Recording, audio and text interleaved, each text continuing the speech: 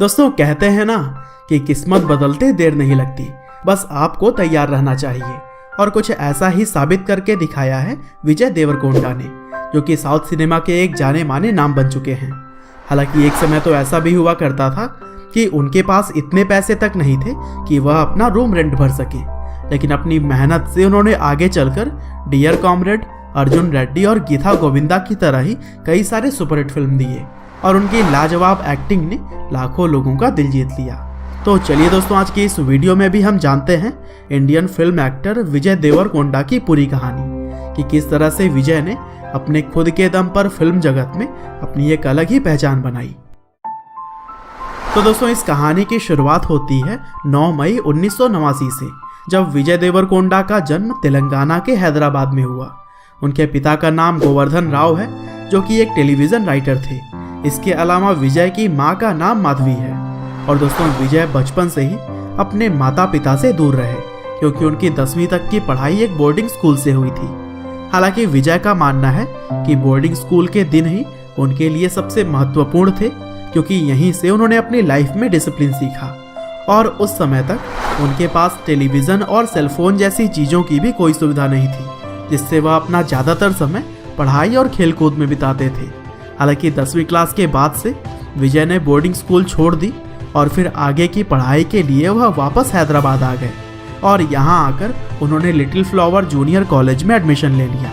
हालांकि उनका मन अब पढ़ाई लिखाई से हटने लगा था और इसी वजह से 12th पास करने के बाद जब उन्होंने बदरूका कॉलेज ऑफ कॉमर्स में एडमिशन ले लिया, तब वह क्लास अटेंड करने बहुत ही कम जाया करते थे। और तभी उनके पिता ने उनसे गुस्से में कहा कि घर बैठे बैठे पैसे क्यों बर्बाद कर रहे हो। हालांकि इसका जवाब भी विजय ने गुस्से में ही दिया और वापस अपने पिता को कह दिया कि अगर इतना बुरा ही लग रहा है मेरा घर बैठना, तो फिर न्यूयॉर्क एक्टिंग स्कूल में एडमिशन क्यों नहीं दिलवा देते। वैसे यह बात विजय ने तो यूं ही गुस्से में कह दी थी, लेकिन विजय के पिता ने काफ़ी सोच विचार करने के बाद विजय को कहा कि बेटा, मेरे पास इतने पैसे तो नहीं हैं कि मैं तुम्हें अमेरिका भेज सकूं, लेकिन फिर भी पास के ही थिएटर ग्रुप में मैं तुम्हें ज़रूर भेज सकता हूं। और फिर अपने पिता के बात को मानते हुए विजय ने उसे थिएटर ग्रुप से एक्टिंग सीखनी शुरू कर दी। साथ ही एक्टिंग सीखने के दौरान उन्होंने अलग अलग जगहों पर जाकर कुछ नाटकों में भी काम किया था। हालांकि अब विजय ने एक्टिंग तो सीख ली थी, लेकिन उन्हें फिल्मों में काम मिलना बाकी था और इसीलिए उन्होंने एक ऑडिटोरियम में काम किया। लेकिन कैसे भी करके 2011 की फिल्म नोबिल्ला में उन्हें डेब्यू करने का मौका मिल गया। हालांकि यह फिल्म विजय को पहचान दिलवाने में कामयाब तो नहीं हो सकी, साथ ही अगले 4 सालों तक उन्हें और किसी फिल्म में काम भी नहीं मिला।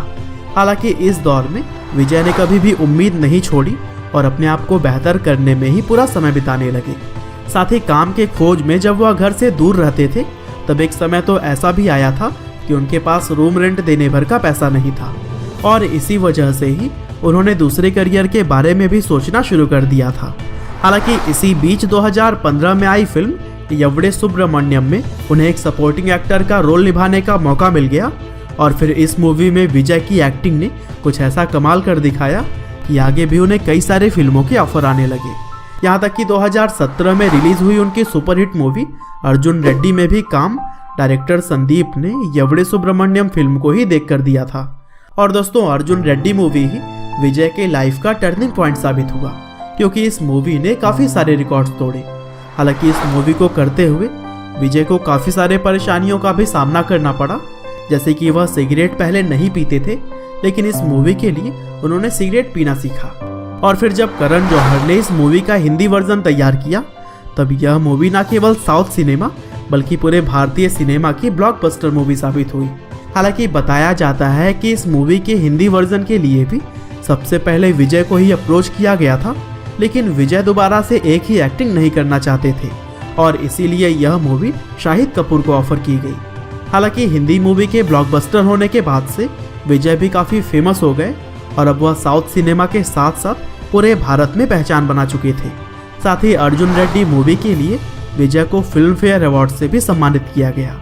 हालांकि विजय का सोच तो कुछ अलग ही था और इसीलिए उन्हें जो फिल्म फेयर अवार्ड का ट्रॉफी मिला था उसे उन्होंने एक ऑक्शन में सेल कर दिया और फिर इसके बदले उन्हें 25 लाख रुपए मिले थे, जिसे कि उन्होंने सीएम रिलीफ फंड में दान कर दिया था। हालांकि ट्रॉफी बेचने के बाद से जब उनसे पूछा गया कि ऐसा उन्होंने क्यों किया, तो फिर विजय ने बताया कि उन्हें अपने चाहने वालों का प्यार ही काफ़ी है और इस अवार्ड को घर में सजा कर रखने की बजाय अगर इससे ज़रूरतमंदों की सहायता हो सकती है तो फिर प्रॉब्लम क्या है। और दोस्तों, विजय देवरकोंडा अपने चाहने वालों को भी पूरा समय देते हैं और इसीलिए वैसे तो उन्हें अपना जन्मदिन मनाना पसंद नहीं है, लेकिन फिर भी उन्होंने अपने हजारों फैंस के लिए अपने बर्थडे के दिन पूरी ट्रक चलाकर आइसक्रीम बांटी। और दोस्तों, इसके अलावा उन्होंने अपने लाखों फैंस में से एक फैन को रैंडमली सेलेक्ट किया और उसे अपने साथ फिल्म फेयर अवार्ड के लिए भी लेकर गए। और दोस्तों, यही सभी चीज़ें ही विजय को दूसरे एक्टर्स से अलग बनाती है। और दोस्तों, फिल्म इंडस्ट्री में काफ़ी अच्छी सफलता हासिल करने के बाद विजय ने एक प्रोडक्शन कंपनी की भी शुरुआत की जिसका नाम उन्होंने किंग ऑफ द हिल रखा। और इस प्रोडक्शन हाउस के जरिए उन्होंने उन नए आर्टिस्ट को मौका देने की बात कही जिसके अंदर सच में टैलेंट है।